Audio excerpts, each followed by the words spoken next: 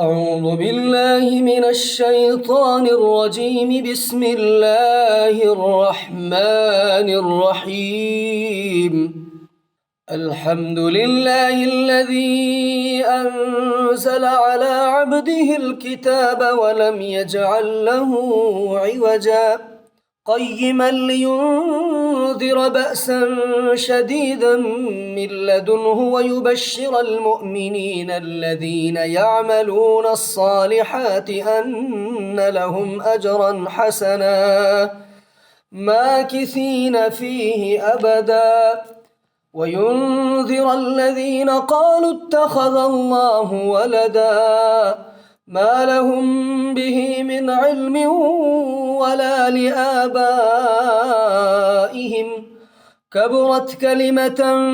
تخرج من أفواههم إن يقولون إلا كذبا فلعلك باخع نفسك على آثارهم إن لم يؤمنوا بهذا الحديث أسفا إنا جعلنا ما على الأرض زينة لها لنبلوهم أيهم أحسن عملا وإنا لجاعلون ما عليها صعيدا جرزا أم حسبت أن أصحاب الكهف والرقيم كانوا من آياتنا عجبا إذ أوى الفتية إلى الكهف فقالوا ربنا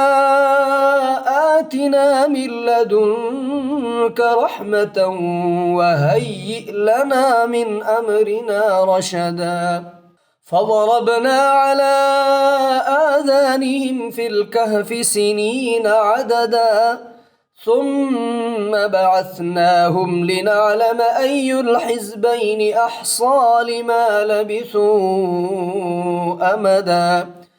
نحن نقص عليك نبأهم بالحق إنهم فتية آمنوا بربهم وزدناهم هدى وربطنا على قلوبهم إذ قاموا فقالوا ربنا رب السماوات والأرض لن ندعو من دونه إلها لقد قلنا إذا شططا هؤلاء قومنا اتخذوا من دونه آلهة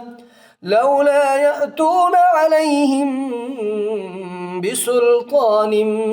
بين فمن أظلم ممن افترى على الله كذبا وإذ اعتزلتموهم وما يعبدون إلا الله فأووا إلى الكهف ينشر لكم ربكم من رحمته ويهيئ لكم من أمركم مرفقا وترى الشمس إذا طلعت تزاور عن كهفهم ذات اليمين وإذا غربت تقرضهم ذات الشمال وهم في فجوة منه ذلك من آيات الله من يهد الله فهو المهتد ومن يضلل فلن تجد له وليا مرشدا وتحسبهم أيقاظا وهم رقود ونقلبهم ذات اليمين وذات الشمال وكلبهم باسط وكلبهم باسط ذراعيه بالوصيد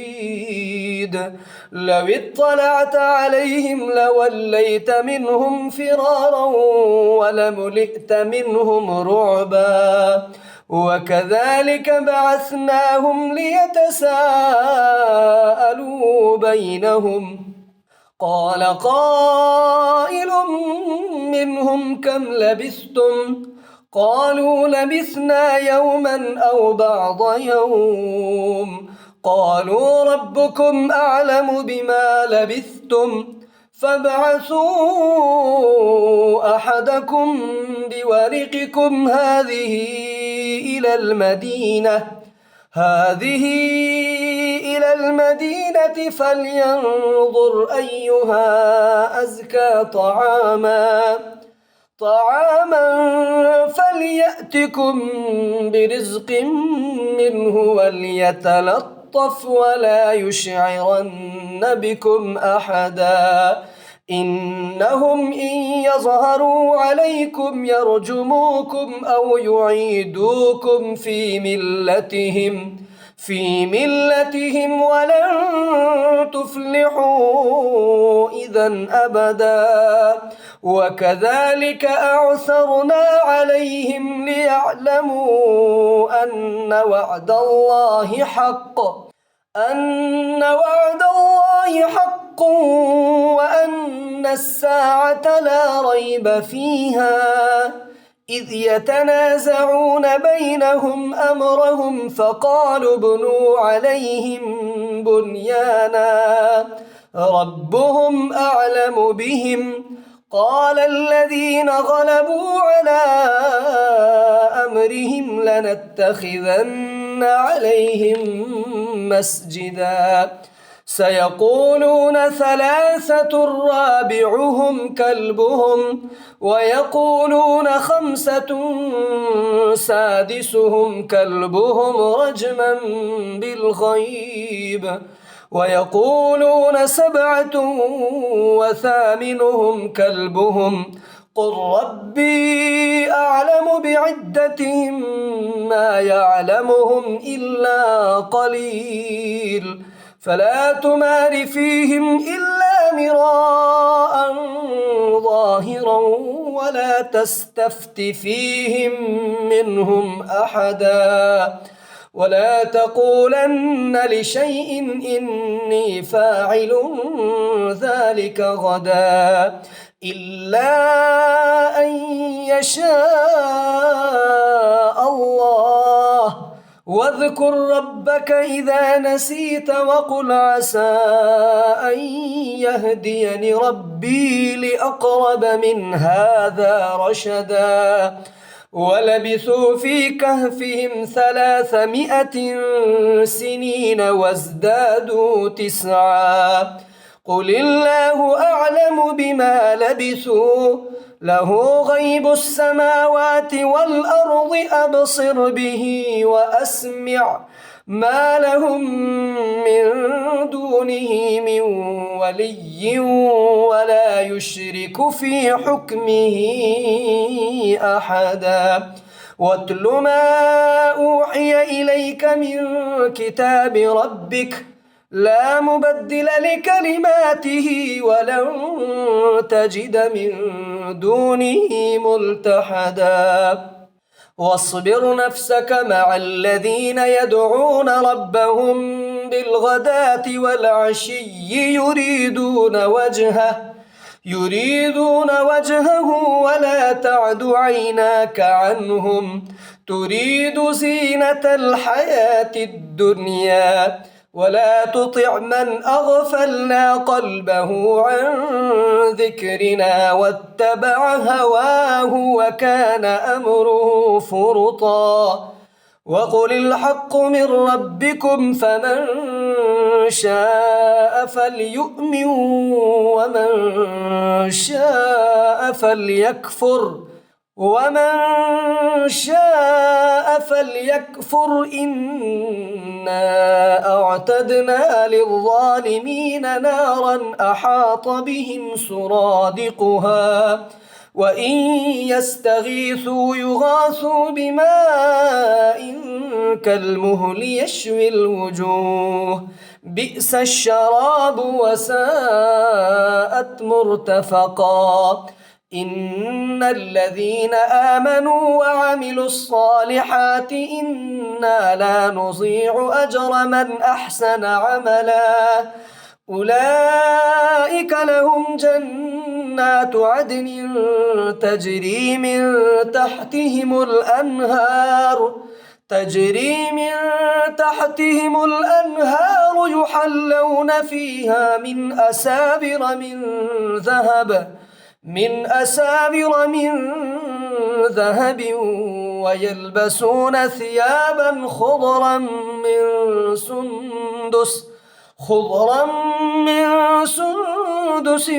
وإستبرق متكئين فيها على الأرائك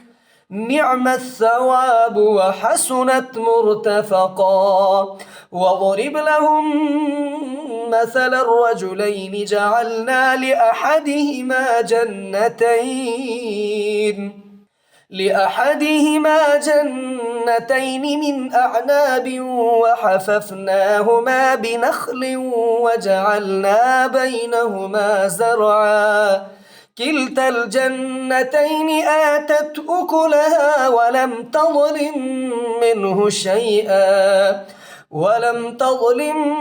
منه شيئا وفجرنا خلالهما نهرا وكان له ثمر فقال لصاحبه وهو يحاوره أنا أكثر منك مالا وأعز نفرا ودخل جنته وهو ظالم لنفسه قال ما أظن أن تبيد هذه أبدا وما أظن الساعة قائمة ولئن رددت إلى ربي لأجدن خيرا منها منقلبا قال له صاحبه وهو يحاوره أكفرت بالذي خلقك من تراب ثم من نطفة ثم سواك رجلا لكن هو الله ربي ولا أشرك بربي أحدا ولولا إذ دخلت جنتك قلت ما شاء الله لا قوة إلا بالله إن ترني أنا أقل منك مالا وولدا فعسى ربي أن يؤتيني خيرا من جنتك ويرسل عليها حسبانا من السماء فتصبح صعيدا زلقا أو يصبح ماؤها غورا فلن تستطيع له طلبا وأحيط بثمره فأصبح يقلب كفيه على ما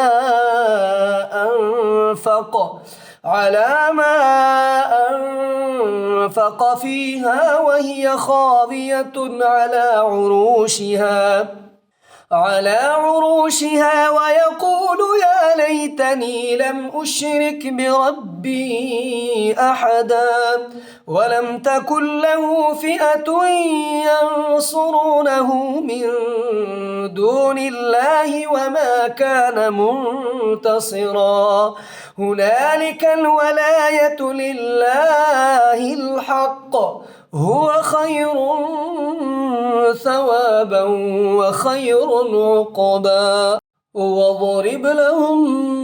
مثل الحياة الدنيا كماء إن أنزلناه من السماء فاختلط به نبات الأرض فأصبح هشيما تذروه الرياح وكان الله على كل شيء مقتدرا. المال والبنون زينة الحياة الدنيا والباقيات الصالحات خير عند ربك ثوابا وخير أملا. ويوم نسير الجبال وترى الأرض بارزة وحشرناهم فلم نغادر منهم أحدا وعرضوا على ربك صفا لقد جئتمونا كما خلقناكم أول مرة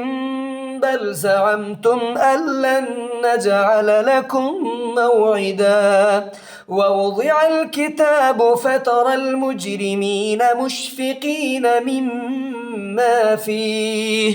مما فيه ويقولون يا ويلتنا ما لهذا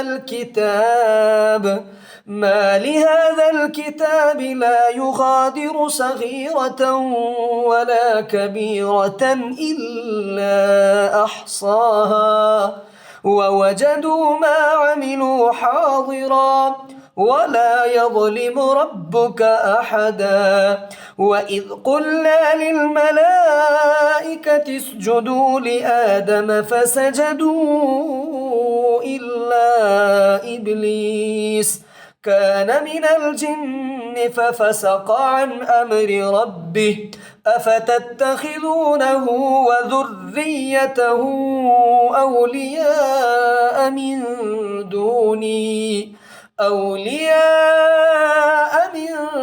دوني وهم لكم عدو بئس للظالمين بدلا. ما أشهدتهم خلق السماوات والأرض ولا خلق أنفسهم وما كنت متخذ المضلين عضدا. ويوم يقول نادوا شركائي الذين زعمتم فدعوهم فلم يستجيبوا لهم وجعلنا بينهم موبقا. ورأى المجرمون النار فظنوا أنهم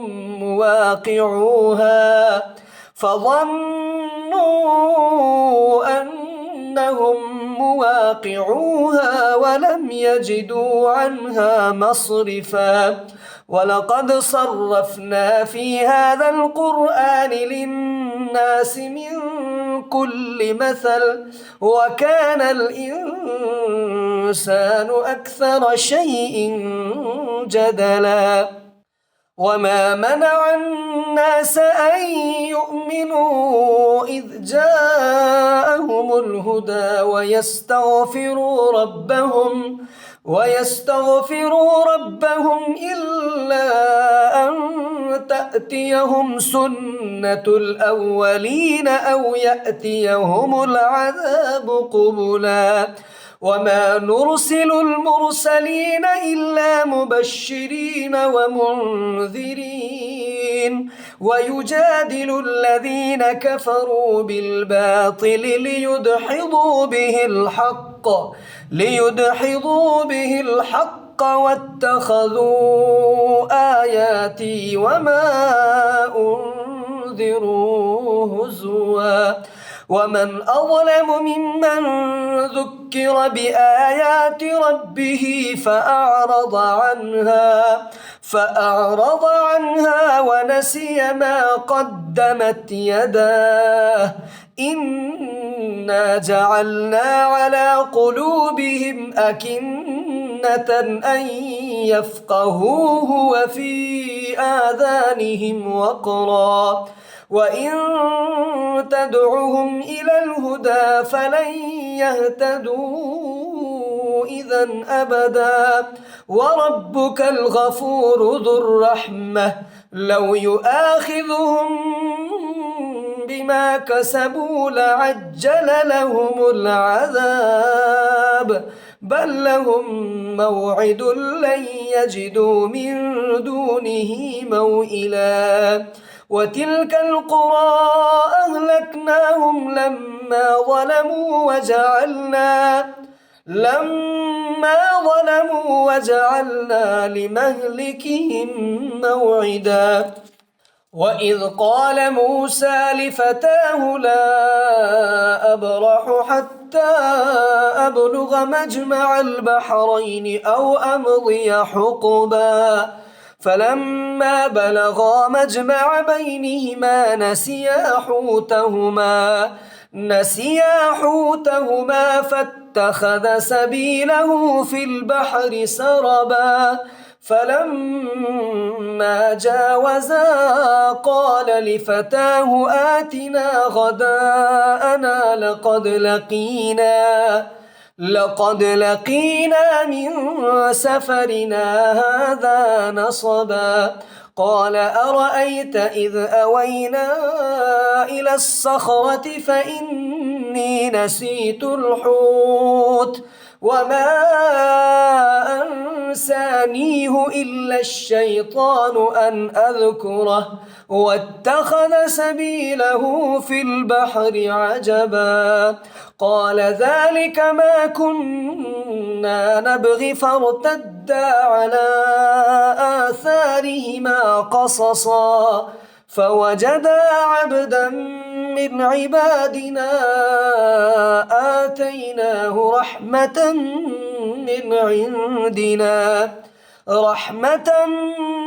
من عندنا وعلمناه من لدنا علما قال له موسى هل أتبعك على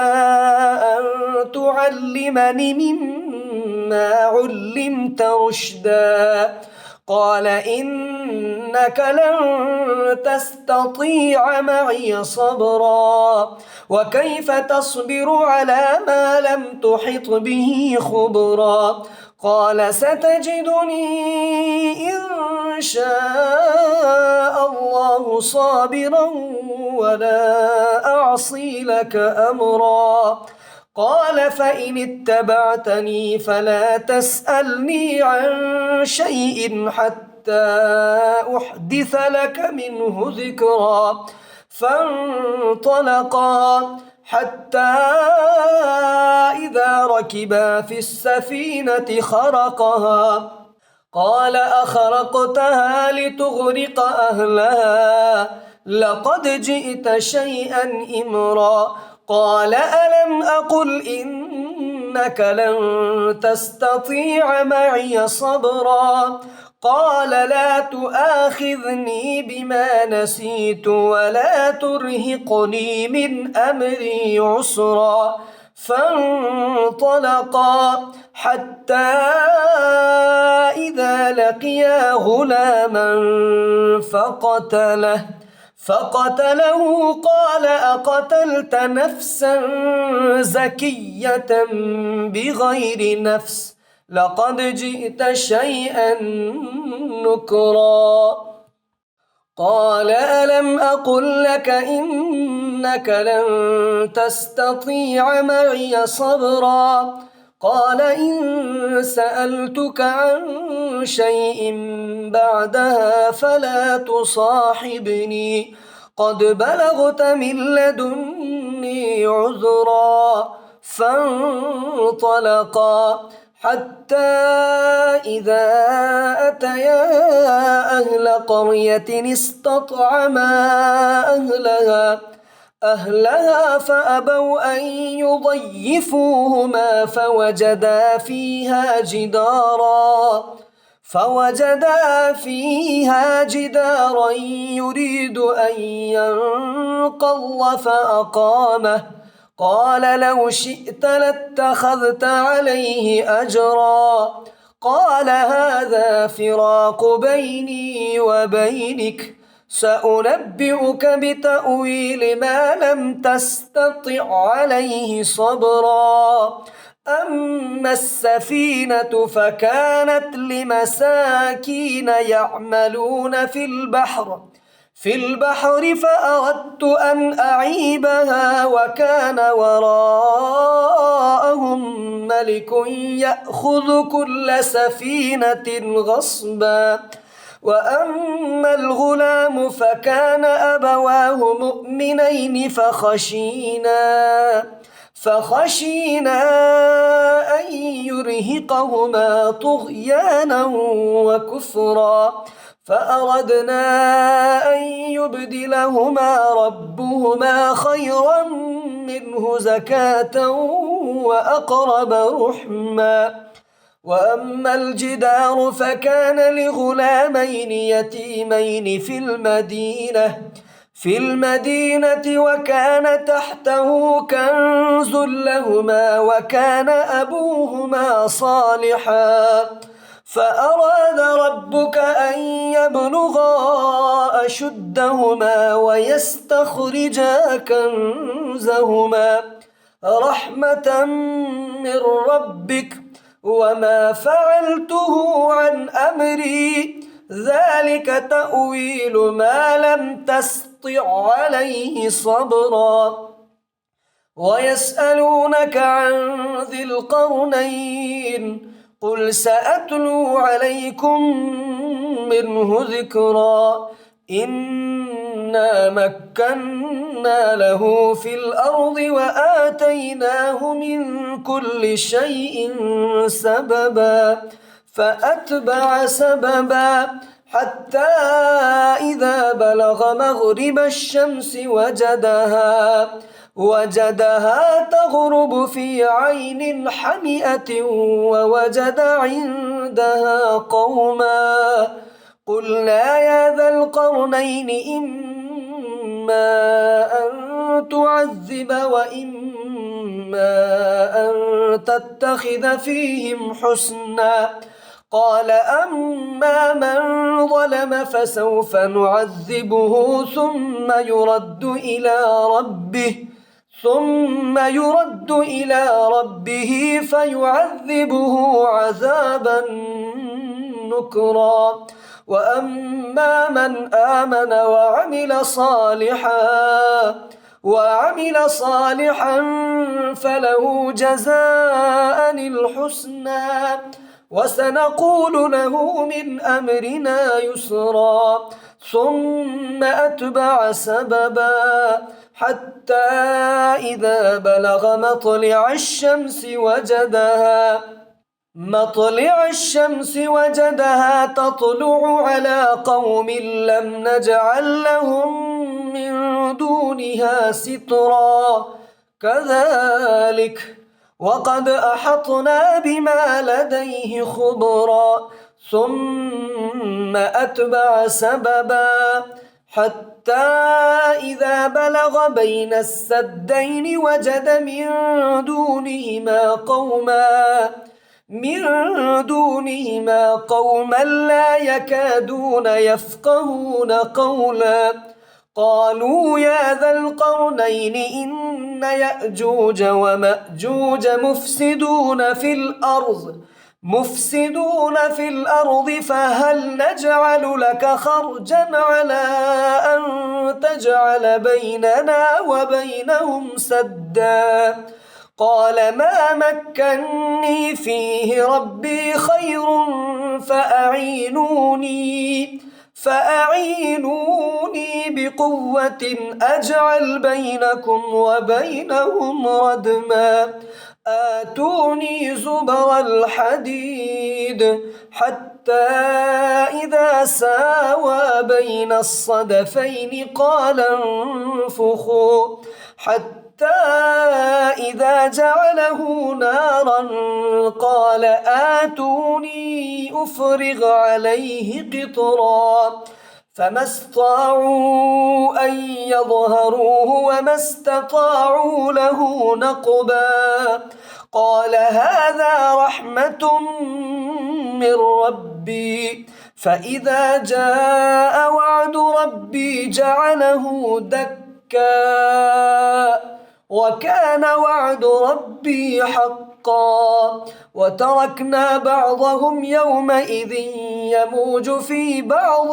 ونفخ في الصور فجمعناهم جمعا وعرضنا جهنم يومئذ للكافرين عرضا الذين كانت أعينهم في غطاء عن ذكري وكانوا لا يستطيعون سمعا أفحسب الذين كفروا أن يتخذوا عبادي من دوني أولياء إنا أعتدنا جهنم للكافرين نزلا قل هل ننبئكم بالأخسرين أعمالا الذين ضل سعيهم في الحياة الدنيا وهم يحسبون أنهم يحسنون صنعا أولئك الذين كفروا بآيات ربهم ولقائه فحبطت أعمالهم فلا نقيم لهم يوم القيامة وزنا ذلك جزاؤهم جهنم بما كفروا واتخذوا آياتي ورسلي هزوا إن الذين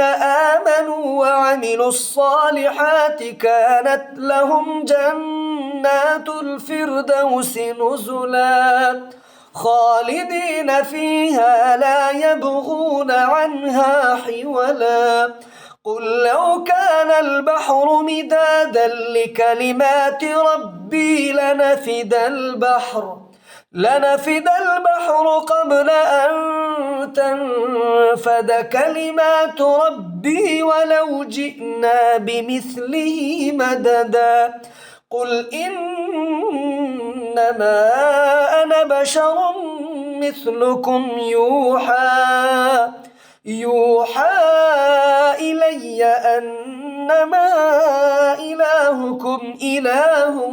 واحد فمن كان يرجو لقاء ربه فليعمل عملا